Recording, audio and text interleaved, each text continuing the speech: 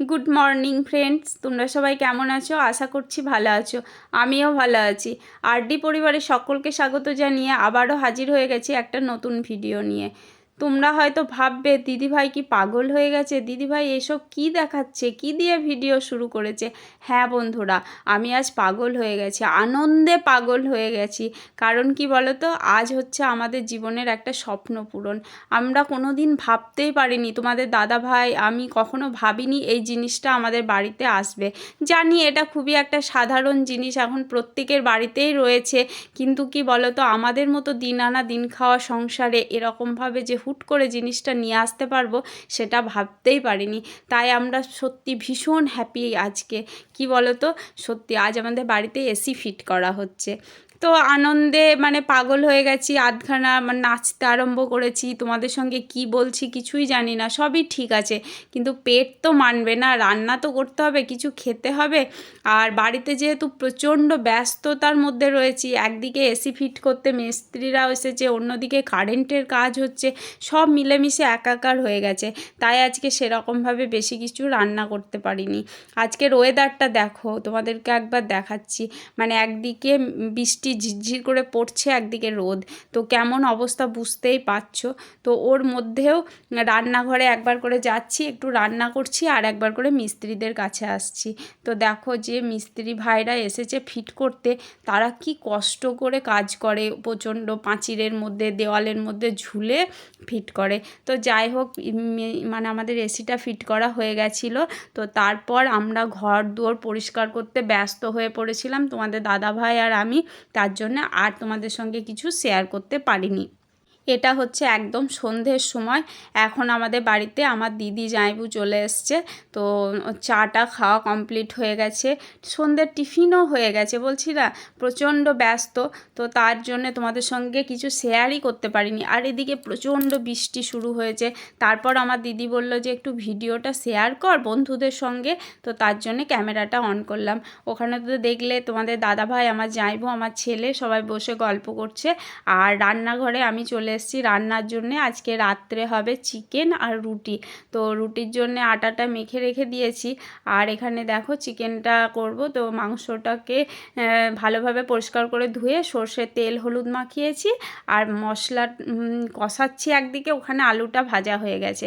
ঠিক এই সময় তোমাদের দাদাভাই বলছে, কি গো একটু গরম জল দেবে না? মানে তোমরা হয়তো বুঝতে পারবে না গরম জল আবার কি। গরম জল মানে চায়ের কথা বলছে, মানে তোমাদের দাদাভাই আমার জামাইবু চা খাবে। তো তাই এখানে চা বসাচ্ছি। আর ঠিক সেই সময়তেই তোমাদের দাদাভাই সবাইকে একটা করে গ্যাসের ওষুধ দিচ্ছে অম্বলের জন্য, যাতে সবার খাবারটা হজম হয়ে যায়। তো আমার দিদি দেখো তোমাদেরকে দেখাচ্ছে, বলছে বন্ধুদেরকে একটু দেখা যে আমি ওষুধ খাচ্ছি। তো এইভাবে মজা করে সন্ধেটা কাটছে। তার জন্য এখানে দেখো সবার চা নিয়ে নিয়েছি। এটা তোমাদের দাদাভাই আমাদের জামাইবুকে দিলাম, আমার দিদিকে দিলাম, আমি খাচ্ছি। আমি একদিকে রান্না করছি আর খাচ্ছি। তো এইভাবে আনন্দ মজা করে মানে সন্ধেটা বেশ ভালোই বলতে পারো, হাসি খুশিতেই কাটলো আজকের দিনটা। আর ওয়েদারটা কি বলবো, সব থেকে বেশি মজা হচ্ছিল কেন বলো তো, আমার জামাইবু রাগাচ্ছিল যে তোদের এসি বসালে বিল আসবে না। কারণ কি বলতো, তোরা এসি বসালে আর ঝমঝম করে বৃষ্টি আরম্ভ হয়ে গেছে। তো তারপর দেখো মাংসটা রান্নার পর কালারটা তোমাদেরকে একটু দেখিয়ে দিলাম। তারপর আর তোমাদের সামনে আসতে পারিনি বন্ধুরা। এটা হচ্ছে একদম রাত্রে খাওয়ার সময়, মানে সবার খাবার রেডি করছি। তো আমি দিদিকে বলছি যে জামাইবুকে কি কতটা দেবো না দেবো খাবারটা একটু দেখে নে। তো ওই জন্যে আমার দিদি পাশে দাঁড়িয়ে আছে আর ক্যামেরা করছে, আর আমি সবার জন্য খাবারটা রেডি করছি। তো আজকে রাতে তো তোমাদেরকে বললামই যে আমাদের রাত্রের মেনু হচ্ছে রুটি। তো এখানে আজকে রাত্রের মেনুতে ছিল রুটি, চিকেন, মিষ্টি, আম, এই সমস্তই ছিল। এই সমস্ত দিয়েই আজকে রাত্রের ডিনারটা কমপ্লিট হলো। এ দেখো এখানে সবাই খেতে বসে পড়েছে, জামাইবু আবার দেখাচ্ছে কেমন হয়েছে সেটা। আর দিদি রুটি খায়নি, এ দেখো দিদি মাংস মুড়ি খাচ্ছে। এটা হচ্ছে পরের দিন সকালবেলা বন্ধুরা।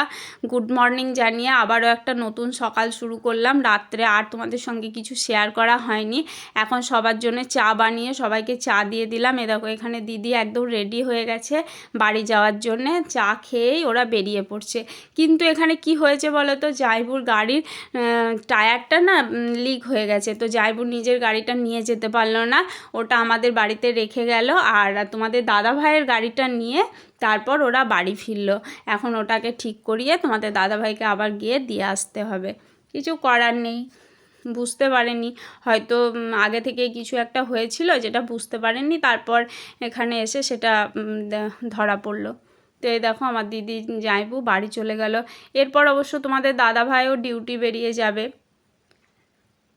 তো বন্ধুরা, এখনও পর্যন্ত যারা লাইক করনি ছোট্ট করে একটা লাইক করে দিও যদি ভিডিওটা ভালো লেগে থাকে।